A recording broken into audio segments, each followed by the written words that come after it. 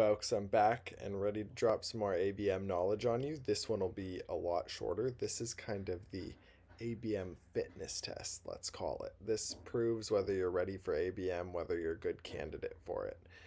So the number one thing I can say in terms of the ABM fit and readiness checklist is you're going to want to have a long sales cycle or a big offering. You want to be selling something that usually best practice is $30,000 and above. You want to have a long sales cycle. It could take half a year.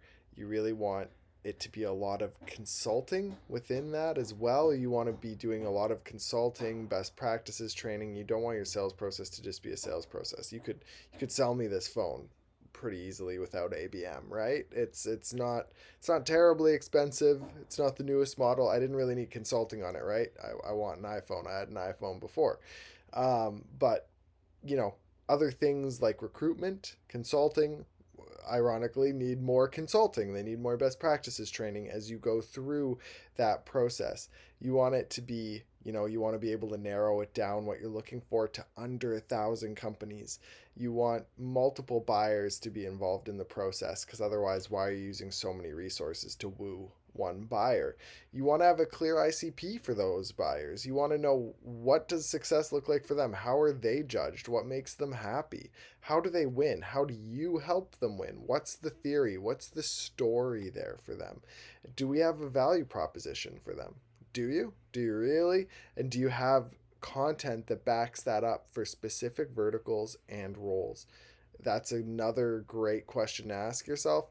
And then, can we create a dedicated ABM team? Can we align our sales and marketing to do this? Do we have alignment between executives, sales and marketing to do this?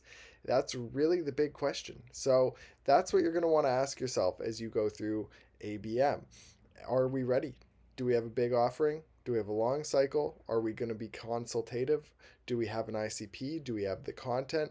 Really ask yourself the hard questions. Am I ready to embark on a longer journey? Because this is not typical marketing. This is not just, we'll send an email out every month or two. That's not going to cut it anymore.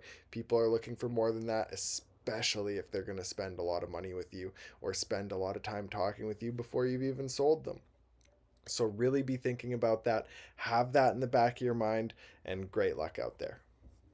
Thanks for watching, and keep removing those revenue roadblocks. If you want more videos like this, follow our channel for fresh, new content every day.